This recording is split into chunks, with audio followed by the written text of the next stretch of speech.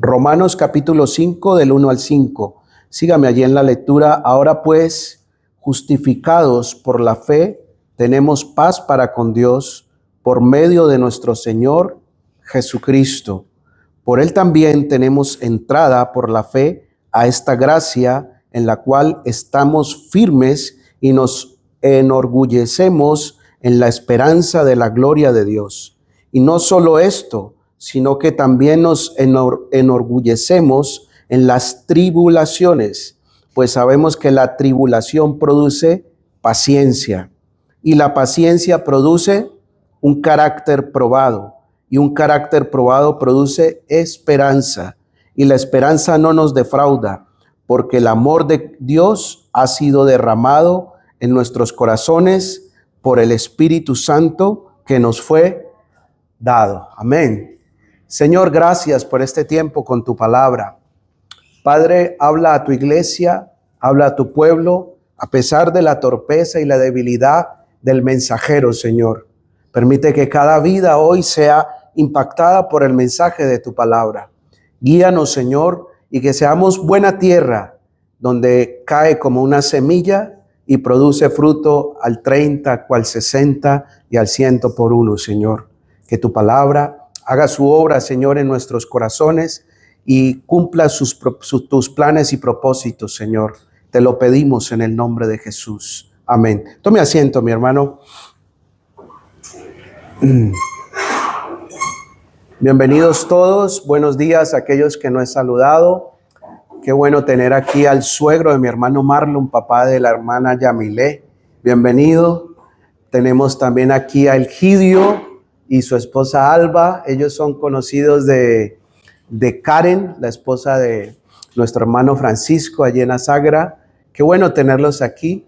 Ellos vienen aquí tenemos Honduras, tenemos Paraguay. De Paraguay tenemos buenos recuerdos porque Paraguay siempre nos surtía buenos jugadores de fútbol a nuestro equipo en Cali. Venían muy buenos jugadores a nuestro equipo allí en Cali y tenemos muy buenos recuerdos de ese país por el lado del fútbol. Qué bueno que estén todos aquí. Bienvenidos esta mañana a los que ya son de casa, que están constantemente congregándose en esta iglesia. Hemos extrañado la familia de mi hermano Vicente, Carla, todos los que no lo hemos visto estos días, les hemos extrañado y orado siempre por ustedes, por sus vidas. Y bueno, a lo que vinimos. Amén. Estamos en un mes donde estamos hablando acerca de vivir en el amor de Cristo, ¿verdad? Usted puede, cuando va camino al baño, cuando va camino al agua, cuando va camino por el café, aquí hay buen café. Recuerde que antes del culto tenemos café, entre el curso y el culto, y al final también. Ve una cartelera y allí está el énfasis de cada mes. Eso es lo que estamos enseñando a los niños, lo que estamos enseñando a la iglesia adulta, es lo que estamos transmitiendo a través de nuestras redes digitales y es lo que hay en cada predicación, un énfasis que nos va llevando por una línea con una intención. Esto tiene una intención y confiamos en la palabra y en el Espíritu de Dios que esa intención se cumpla para que podamos crecer. Amén. Este es un año de crecer. Este es un año de madurar. Este es un año de dar más fruto. Tenga usted esa conciencia, porque de esta manera Jesús dijo que podemos agradar al Padre llevando fruto. Y eso es lo que el Señor quiere hacer con nosotros. Está plasmado en la Escritura. Hemos iniciado con Romanos 5, del 1 al 5. Es un texto maravilloso. Es un texto que nos habla el apóstol Pablo acerca de que el amor de Dios ha sido derramado en nuestros corazones por el Espíritu Santo. Cuando hemos nacido de nuevo, cuando hemos nacido del agua y de la palabra, cuando Jesús ha cambiado nuestras vidas, nos ha provisto de algo muy importante, que es su amor. En este momento, nosotros ya debemos, como se puso la primera piedra hace 8 días que estuvo predicando el pastor Felipe aquí, estuvimos hablando de los tres amores que encontramos en las Escrituras, ¿no? Definiciones, más bien. ¿Recuerdan? El amor filial, el amor, pero antes del ágape hay otro.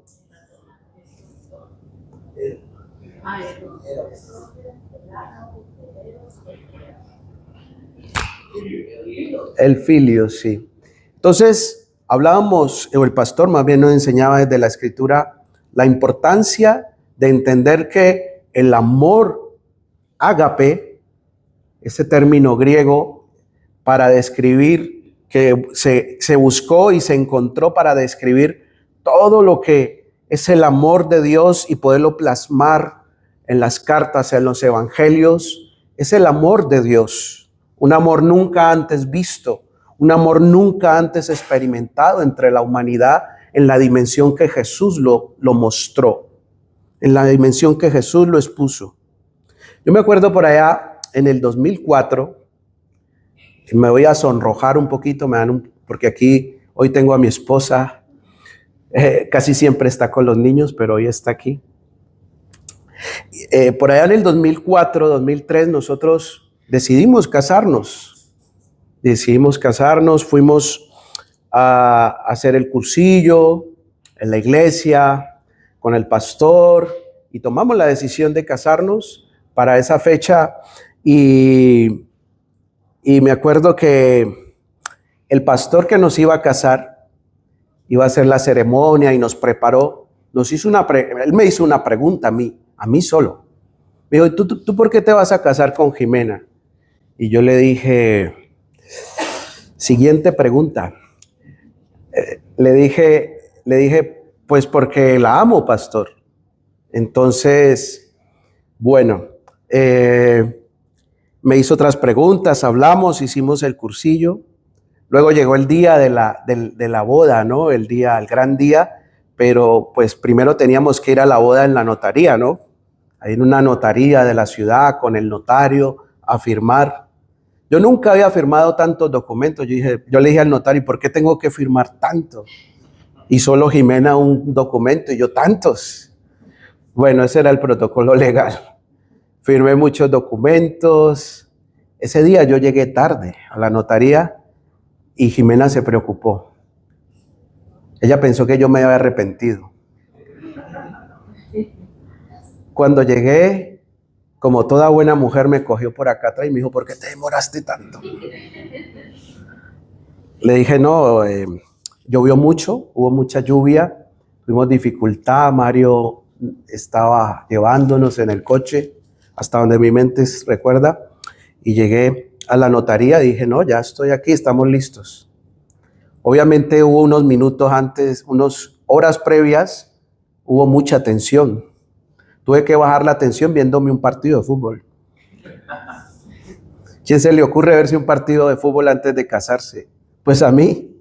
Con eso me bajé mis nervios, mi tensión y bueno, llegamos, nos casamos, firmamos. Y unos días después de la boda, esa pregunta que me hizo el pastor fue probada. Porque ya vinieron las discusiones, ya vinieron las primeras lentejas quemadas que me comí. Y mi esposa avergonzada porque le habían quemado las lentejas, su primer almuercito hecho para mí con amor. Yo le dije, no te preocupes, pero no lo vuelvas a hacer.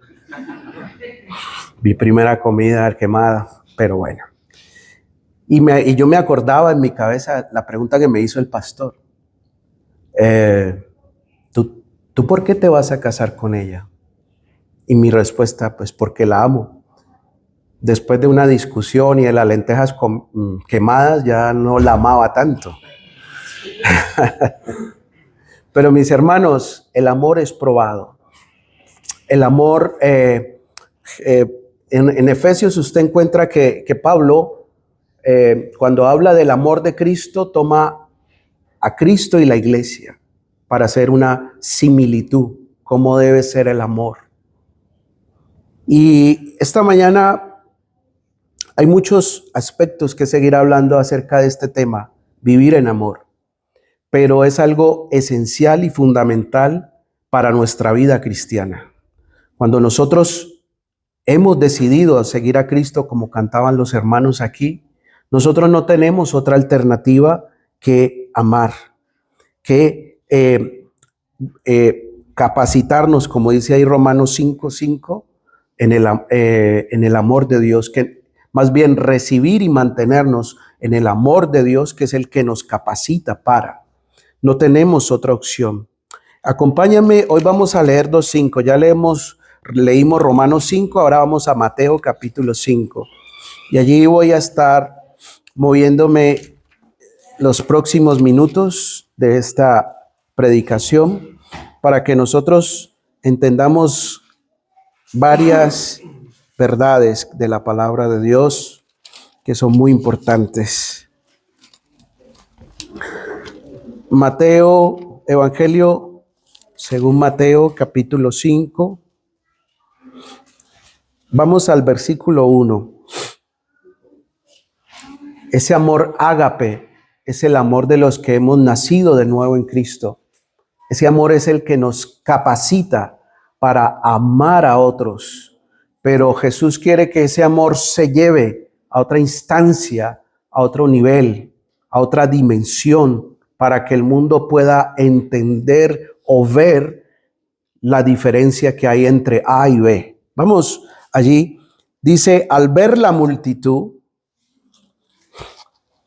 versículo 1, subió al monte y se sentó.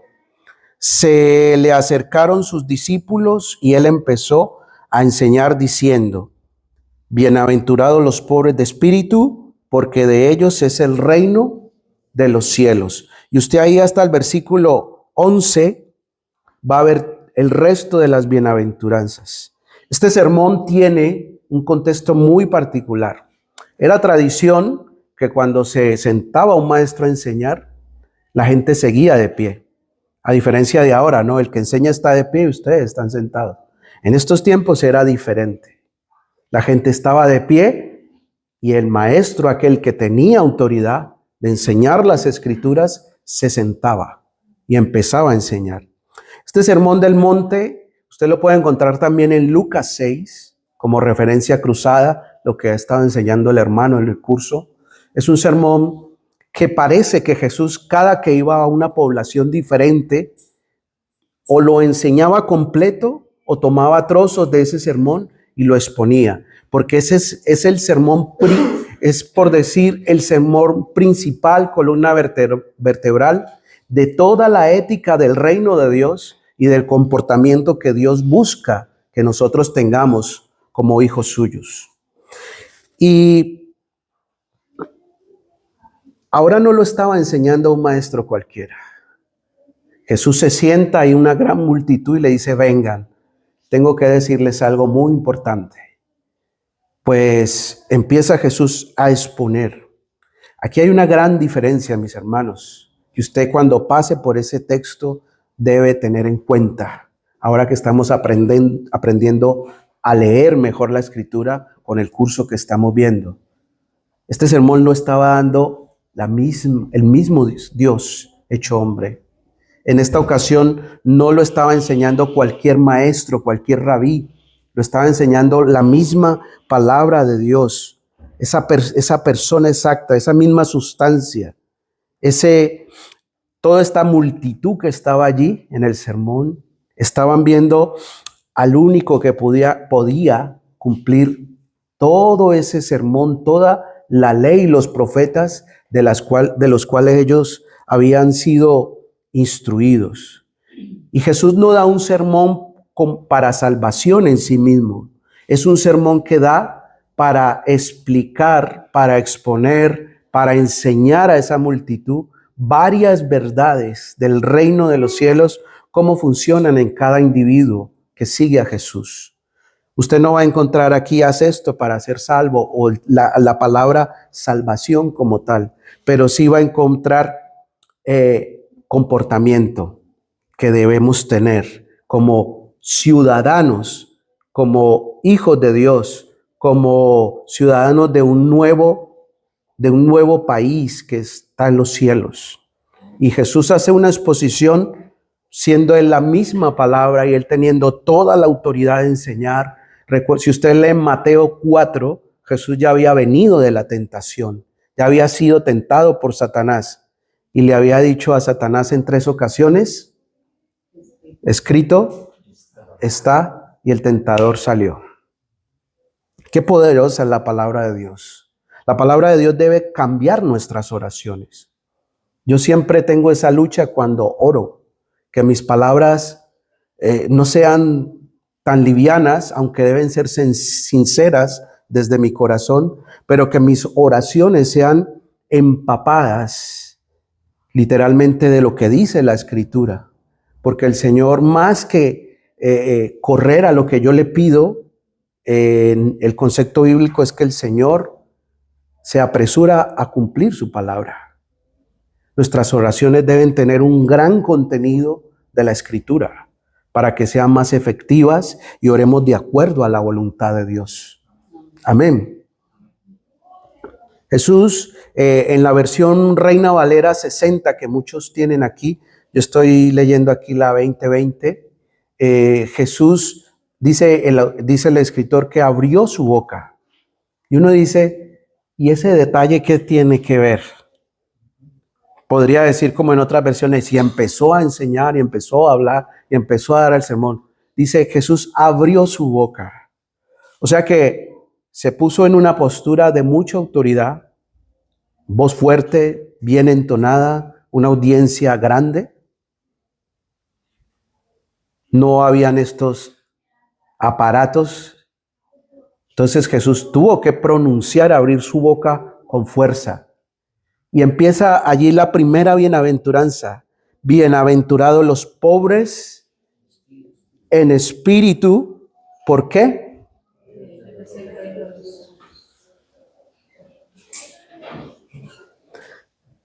El Señor en su sabiduría está diciendo en esta primera bienaventuranza, este sermón es para todos. ¿Lo ha visto así? Él no estaba hablando de los que debían dinero, de los que no les habían pagado la nómina y la debían. Él no estaba hablando de los que habían recibido, tenían una deuda. No. Jesús estaba hablando de aquellos pobres en espíritu, aquellos corazones que estaban en bancarrota. Esta primera bienaventuranza, cuando Él abre el Sermón del Monte, nos está diciendo ese mensaje es para ti y para todos. Ese mensaje es para nosotros cuando reconocemos que siempre delante de Dios estamos insuficientes, mis hermanos. Siempre. Cuando yo abro la palabra de Dios, cuando yo vengo aquí a servir al Señor, cuando yo tengo una situación difícil en mi vida, siempre me encuentro insuficiente, en bancarrota, en los estándares del Señor. Pero me da mucho consuelo saber de que mi Señor es tan amoroso conmigo que me dice, venga. Esto nos pone, y esto puso a toda esa audiencia en un plano de necesidad, de insuficiencia, de bancarrota, de pobreza espiritual, delante del Dios que todo lo es, que todo lo puede, delante de aquel que puede dar, que es totalmente rico en comportamiento y en amor principalmente. Entonces Jesús da esta apertura de este sermón y pone en sitio a todos sus oyentes. Les dice, dichosos ustedes los que reconocen que son pobres delante del Señor, que tienen la máxima y la gran necesidad de la vida de todo ser humano, de conocer al Señor. Esto nos incluye. Esto nos pone a nosotros delante de un corazón de amor que nos dice, cuando reconozco mi necesidad de Dios, porque yo podría decir, yo conozco los 66 libros de la vida, de la Biblia, yo he estado en cursos, seminario teológico, yo he estado en esto y en esto y en esto, pero reconozco que necesito al Señor. que un conocimiento más, que una enseñanza más, que un texto más, que un entendimiento más de las Escrituras, lo necesito yo. Jesús pone esta situación y sígame cómo sigue el Señor exponiendo. Versículo 17 dice algo muy importante. No penséis que he venido para abolir la ley o los profetas. No he venido para abolir, sino para cumplir. Hay un concepto detrás de esa palabra abolir y cumplir. Y es que en los textos originales, ese texto, cuando Jesús dice cumplir, es completar algo que se está llenando.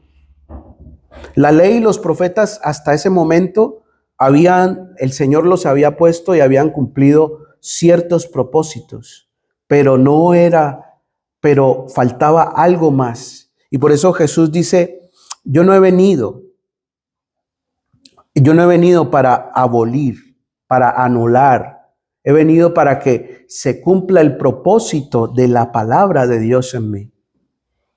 Por eso ustedes leen en Lucas 4, que también es un texto anticipado al Sermón del Monte que está en Lucas 6, cómo Jesús dice y abre el rollo del profeta y lo pone y dice, hoy se ha cumplido esta palabra, hablando de él mismo.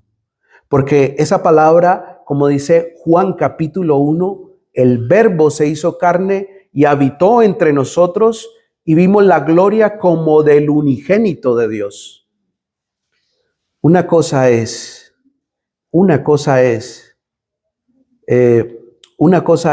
usted estar en la silla de atrás del avión y otra cosa es usted estar al lado del piloto conduciendo el avión y ver cómo lo hace el piloto, ¿cierto? Son dos cosas diferentes.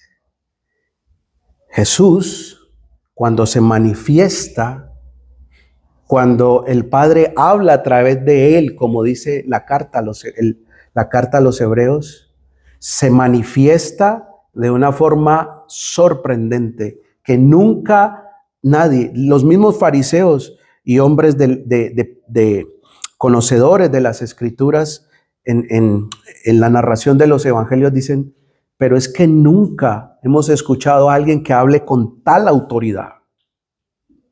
Sentarse a los pies de Jesús o sentarse como en este momento que él se sentó y los demás quedaron en pie escuchando la enseñanza de él a voz alta, en total silencio y reverencia, fue algo muy diferente.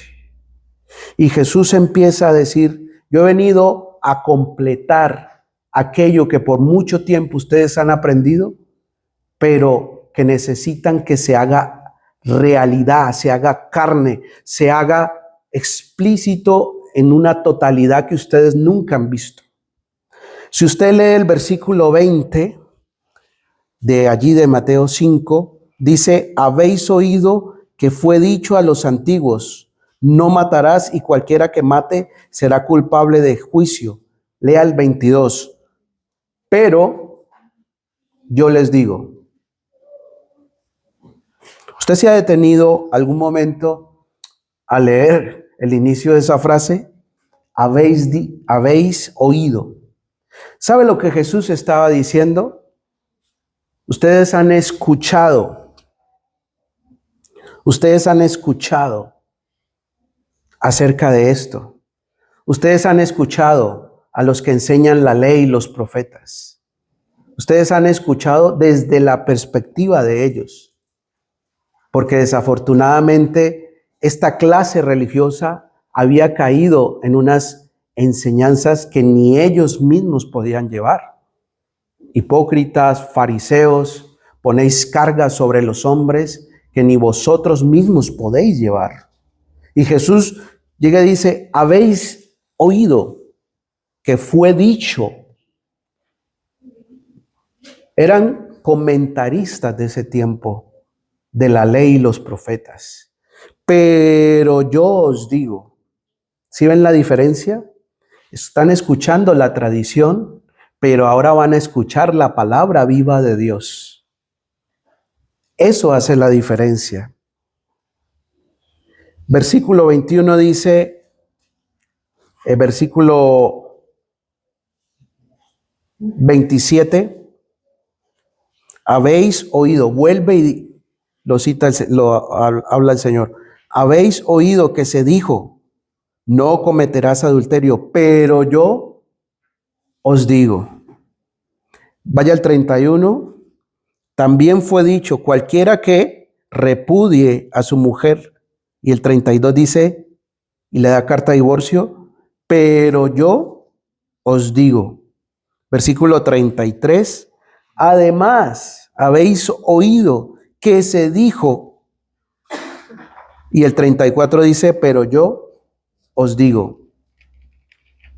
38, habéis oído que se dijo, ojo por ojo y diente por diente, pero yo os digo. Versículo 43, habéis oído que se dijo, amarás a tu prójimo y odiarás a tu enemigo. Pero yo os digo, 44, amad a vuestros enemigos, bendecid a los que os maldicen, haced bien a los que os odian y orad por los que os ultrajan y os persiguen, para que seáis hijos de vuestro Padre que está en los cielos, que hace salir su sol sobre malos y buenos y hace llover sobre justos e injustos. Lea detenidamente el 46. Si amáis a los que os aman, ¿qué recompensa tendréis? ¿No hacen también así lo mismo los recaudadores de impuestos? Esta gente tenía mala reputación. Y si saludáis a vuestros hermanos solamente, ¿qué hacéis de más? ¿No hacen también así los gentiles? 43, 48. Sed pues vosotros perfectos, como vuestro Padre que está en los cielos. ¿Cómo es? Mis hermanos, cualquier cosa que se diga en este púlpito, cualquier cosa que se enseñe, debe ir de acuerdo a la Escritura. Y usted tenga libertad, y el pastor de esta iglesia lo ha dicho. Corrija lo que usted pueda ver que se ha enseñado diferente a lo que dice la Escritura. La iglesia es bíblica. Y eso quiere decir que la iglesia intenta, con la ayuda del Espíritu de Dios, la misma interpretación bíblica, el estudio, estar cerca a aquellas verdades que deben ser enseñadas. Sin tintes, sin posturas. La iglesia es bíblica. En este momento, la cultura judía había entrado en matices que estos hombres estaban enseñando las Escrituras, la ley de Moisés y los profetas, de cierta manera que el Señor tiene que decir, en todas estas ocasiones habéis oído que se dijo, pero no que Dios dijo, esto y esto y esto, pero yo les digo. ¿Sí ven la diferencia? Y uno a veces dice, y ojo con esto, porque esto todavía lo hay. Estamos en un momento donde hay muchas voces, muchas enseñanzas. Pero, ¿qué dice la Escritura? ¿Pero qué dice la palabra? ¿Pero qué dice el Señor? Son dos cosas diferentes. A mí me han preguntado una cantidad de cosas que ustedes no se imaginan de las Escrituras, y cuando las preguntan, siempre estamos dispuestos a responder hasta donde llegue nuestro conocimiento de las mismas. No nos las sabemos todas. Vamos a tener una biblioteca aquí. Ya tenemos todo el catálogo de libros, ¿cierto, mi hermano Julián? Donde vamos a tener una serie de libros por temáticas. Tenemos ya alrededor de 7 temáticas donde vamos a tener libros donde usted puede consultar desde autores muy sanos, muy revisados, temas de las Escrituras, conocimiento de las Escrituras.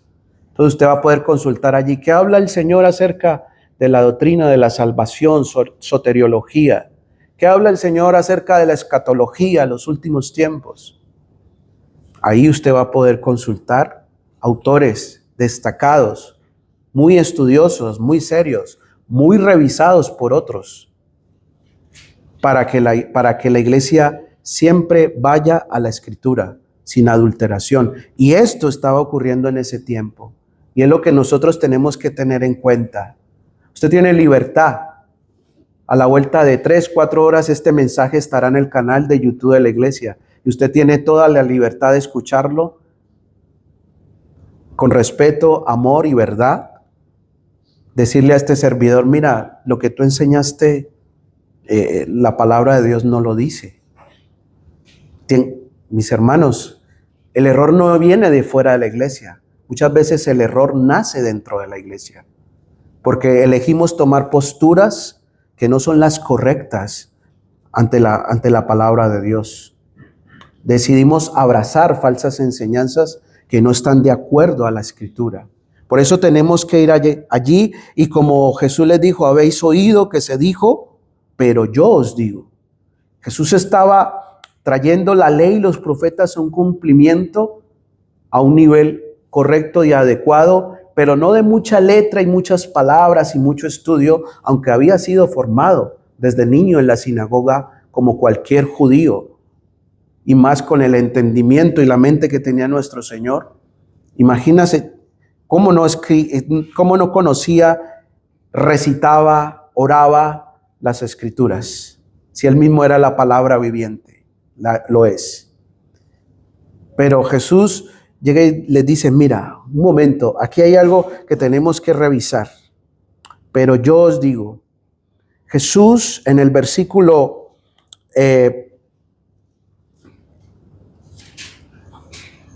44 del capítulo 5 dice, pero yo os digo, amad a vuestros enemigos. Ágape, amad a vuestros enemigos. La palabra no se puede pasar por alto esto. Bendecid a quienes os maldicen, haced bien a los que os odian y orad por los que os ultrajan. Jesús no solo lo enseñó, Jesús lo hizo. Si ustedes leen Hechos capítulo 1, versículo 1, le dice Lucas a Teófilo, le dice, en mi primer tratado, oh Teófilo, te escribí acerca de todo lo que Jesús empezó a hacer y a decir. Es una frase que parece menos importante, pero a mí me encanta esa frase de Hechos capítulo 1, versículo 1. Lucas está por escribir el segundo tratado, que es Hechos de los Apóstoles, y le dice a aquel hermano llamado Teófilo, todas las cosas que Jesús empezó a hacer, usa primero el verbo hacer y a enseñar. Jesús enseñaba haciendo. Nosotros como enseñamos a veces a nuestros hijos, a nuestros discípulos, vaya, órdenes, ¿no? Conocimiento. Jesús no. Jesús fue coherente tanto en sus actos como en sus palabras. Y esto es lo que iba a iniciar a exponer el Señor aquí. Jesús los llama a pasar a otro nivel que ellos no habían podido ver. El que me la hace, me la paga. Era el mensaje de amor hasta allí. El que me la hace, me la paga, ojo por ojo. Pero Jesús les dice, toda esa multitud allí, él sentado con su voz, creo que tenía una gran voz, hablando humanamente, y empieza a decirles, es fácil amar a los que están aquí. Es fácil amar a los que nos comemos el churrasco, el chuletón, el asado, la cena. Es fácil. Pero hay otro tipo de personas que ustedes conocen y que yo también voy a ver en su expresión unos meses después cuando sea sentenciado a muerte. Los enemigos. A esos es que hay que amar. A esos es que hay que orar. Por eso es que nos van a ultrajar. Por eso es que hay que amar. A esos es que hay que amar. Alguno de esa multitud se pudo haber preguntado, pero ¿cómo, Señor? Una vez hablé con una mujer que nunca conoció a su padre, nunca supo quién fue su padre. Tuvo una vida difícil, falta de afecto, falta de amor, muchas situaciones. Luego incurrió en prácticas de adivinación, de ocultismo, y tuvo un problema con unos vecinos. Entonces yo me senté a hablar con la señora con mucha paciencia y le dije, mira, el primer paso que tienes que hacer es perdonar la ofensa si la hubo. A mí me ha tocado mediar en varios problemas en la vida, le cuento. Me ha tocado, no sé el Señor por qué me pone a veces a mediar en cosas que yo no quisiera, pero me tocó ese día ir. Bendito Dios, llegué y había un problema enorme entre dos vecinos. Y el uno acusaba al otro y con lo que hizo casi me da un infarto y me muero. Y el otro me decía, no, es que eso no fue así. Lo que le hizo mi hija a la señora no fue eso. Dios mío, yo quería salir corriendo. Luego me senté con la persona supuestamente ofendida y le dije, mira, yo creo que el primer paso, tenga o no la razón la señora, es que tú debes perdonar la ofensa, porque ustedes van a seguir conviviendo, ustedes se van a seguir viendo, ¿cierto? A mí me tocó perdonar las lentejas quemadas de la señora aquí, porque yo iba a seguir viendo con ella hasta el día de hoy, toda mi vida, hasta que la muerte,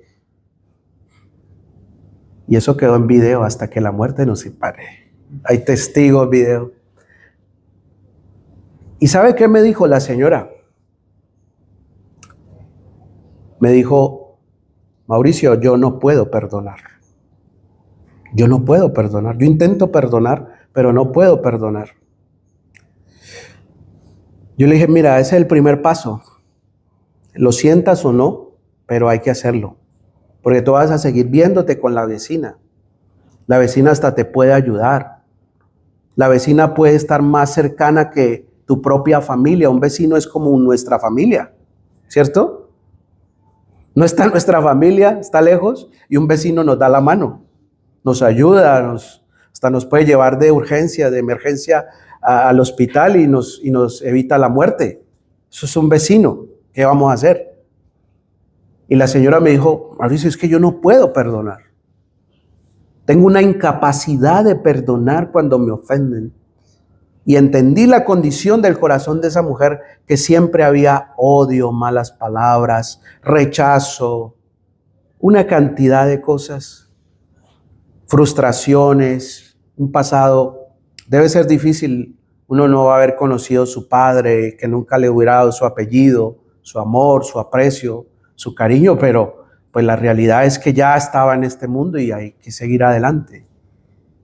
Y me acordé leyendo este texto bíblico porque desafortunadamente nosotros somos selectivos en nuestro amor, pero precisamente el amor ágape es el amor que nos lleva a sobrepasar la ofensa. Y usted me va a decir, pero ¿yo cómo lo hago? Yo le voy a responder, usted y yo somos totalmente incapaces de amar. Por eso le inicié con Romanos 5. El amor de Dios ha sido derramado en nuestros corazones por el Espíritu Santo. Ese amor te capacita para el perdón, para el amor, te capacita para pasar de alto la ofensa, cubrirla. Ese amor es el que nos puede llevar a decir, aunque aquella persona no signifique nada para mí, yo tengo un interés por esa persona. Nosotros nos congregábamos en un sitio de la ciudad donde había mucho tránsito de personas, y entre ellas eran personas que llegaban a la ciudad de paso. La ciudad de donde yo vengo, en Colombia, es una ciudad donde transitan personas de norte, centro hacia el sur del país. Por ahí pasa mucha gente de todo tipo. Y estábamos cerca de una estación de buses y pasaban personas de todo tipo allí. Me acuerdo que nos congregamos Y allí en la calle siempre había un chico que cuidaba los automóviles, los coches, las motocicletas, y no faltaba algún hermano que fuera en bicicleta y él la cuidaba. Nosotros nos reuníamos ahí, él la cuidaba. Ese hermano, ese hombre, había caído en las drogas tiempo atrás. Y él andaba sin camisa, yo creo que mi esposa se acuerda. Él andaba sin camisa, tenía el pelo largo, el cabello, y andaba sin zapatos. Y en una ocasión, uno de los hermanos de la iglesia, y llevaba bastantes semanas sin ducharse. Semanas, meses. Y me recuerdo que en una ocasión llegó un hermano y lo entró al culto. Y todos nos cogimos la cabeza. ¿Cómo vamos a hacer el culto con ese personaje allí? Sus olores alcanzaban varios metros a la redonda, hermano. Le digo la verdad. Y se le ocurrió a uno de los hermanos ponerlo allí para que recibiera la palabra de Dios. Yo decía, mi amor fue probado, pero luego entendí que el amor debe darse, alcanza un nivel importante cuando nosotros le ofrecemos a alguien que no nos puede devolver nada. Esa persona, ese hombre, no podía regresarnos nada, él no tenía nada, él vivía en la calle, estaba sucio, olía mal, no tenía que regresarnos, no tenía. Antes cuando salíamos, siempre alguno de los hermanos lo invitaba a comer un pan o llevaba algo de comer y le ofrecía.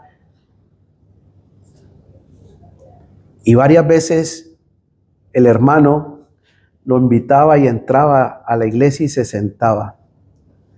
Mis hermanos, la iglesia cambiaba de ambiente, cambiaban los olores, cambiaba todo, pero estaba un hombre necesitado de Dios allí.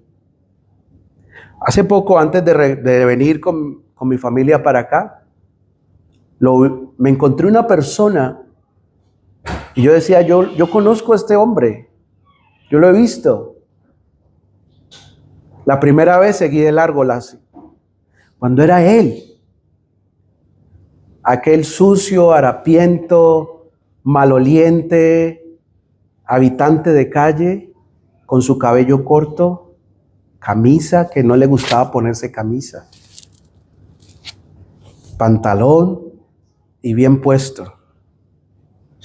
¿Cómo no vamos a ofrecer el amor de Dios para alguien, mis hermanos? Eso hace la diferencia. Eso es lo que Jesús estaba diciendo aquí. Nuestros enemigos no nos pueden ofrecer nada, pero aún debemos amarles, orar por ellos. Porque si amamos a los que nos aman, porque si solamente somos amables con nuestros amigos, pues ¿qué mérito hay? Si los que no creen al Dios verdadero, que les llama allí paganos en el texto, ellos hacen lo mismo, ellos tienen su amor humano y ellos hacen lo mismo. ¿Qué mérito tenemos? Si seguimos a Jesús, tiene que haber algo diferente. Si seguimos a Jesús, tiene que haber un amor ágape, el amor de Dios que va más allá. Versículo 48 dice: sed pues vosotros perfectos como vuestro Padre que está en los cielos es perfecto. Y usted dice, pero es que perfecto no hay nadie. La palabra que se usa aquí en el Evangelio para perfecto es completo. Si nosotros actuamos como Jesús viene enseñando textos atrás en todo el capítulo, y en último habéis oído, pero yo os digo, amad a vuestros enemigos, bendecid, haced bien a los que os odian y orad por los que os ultrajan, vamos a irnos completando en Él. Eso es lo que busca. La traducción dice perfecto, pero el concepto del original es completo. Lo único que completa la iglesia, mis hermanos, es el amor de Cristo. Jesús lo dijo por allá en Juan 15, Juan 16, para que el mundo crea, ¿no? Para que el mundo crea. Si en esta congregación no tenemos amor unos por otros y no tenemos amor hacia afuera, podemos hablar muchas y muchas y muchas enseñanzas, muchas y muchas cosas, pero de nada me sirve 1 Corintios 13. ¿Y qué si ofrezco mi cuerpo para ser quemado si no tengo amor? De nada me sirve. ¿Cómo manifiesta Dios ese amor? Versículo 45. Para que seáis hijos de vuestro Padre que está en los cielos, que hace salir su sol sobre malos y buenos y hace llover sobre justos e injustos. Algún día se levanta el Señor y dice, los que se portaron mal hoy no les sale el sol. Los que se portaron mal ayer, hoy no van a tener lluvia. ¿Cuándo hace el Señor eso? Él no cambia su integridad. Él es completo. Hace llover, hace salir el sol sobre unos y otros. Aquí la palabra no está hablando, sustenta su creación. A pesar de que su creación le da la espalda, a pesar de que su creación y aún sus propios hijos somos infieles, 1 Timoteo lo dice. Aunque nosotros seamos infieles, Él permanece. Él no puede negarse a sí mismo. Mis hermanos, Jesús tuvo que hablar de cómo el Padre manifiesta su amor siempre sobre unos y otros, no importando la situación. Pues esta es la ética del reino, la doctrina del amor. ¿Todas son importantes? ¿Todas las enseñanzas de Jesús? Sí. Pero la ética y comportamiento del reino de los cielos es el amor. La palabra amor, esa palabra ágape en el Nuevo Testamento, usted la puede encontrar alrededor de 148, 149 veces. Es la ética del reino.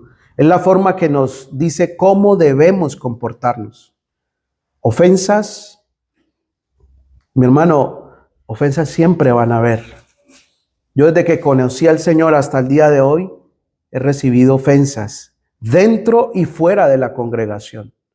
Y se lo digo así para que algún día usted no diga, es que en la iglesia, mis hermanos, aquí también hay ofensas, allá afuera también hay ofensas. Jesús no estaba diciendo solamente el amor es para acá adentro o solamente es para allá afuera. Es una ética, es un elemento de comportamiento que siempre debe estar en nuestras vidas si hemos nacido de nuevo. Nuestro mensaje siempre va a tener resonancia en las vidas si tiene amor. Dios nos va a bendecir y esta iglesia será bendecida si tiene ese ingrediente y esa capacidad de amar. Recuerden lo que dice 1 Juan 4:7. Él nos amó, ámense unos a otros porque el amor es de Dios. ¿Usted quiere saber que está en el Señor? Ame a su hermano. Bendiga a sus enemigos. Pase de alto la ofensa de aquel que le suelte perdón desde su corazón, desde sus más remotos pensamientos. No se guarde ninguna situación. Esto es lo que necesitamos y es la base del Evangelio. La base del Evangelio, antes que cualquier palabra o enseñanza condenatoria, es el amor de Cristo. Y luego estaremos viendo el amor de Cristo cuando dice Pablo que nos constriñe allí en la carta a los Corintios. Es un amor que nos obliga a. Pablo entendió tan claramente el amor de Cristo y lo que hace en el corazón del ser humano después de ser un asesino, que lo llevó a decir, ese amor ahora es el que me obliga a hacer lo que hago, llevar el evangelio a aquellos que no conocen. Amén. Póngase de pie, vamos a orar al Señor.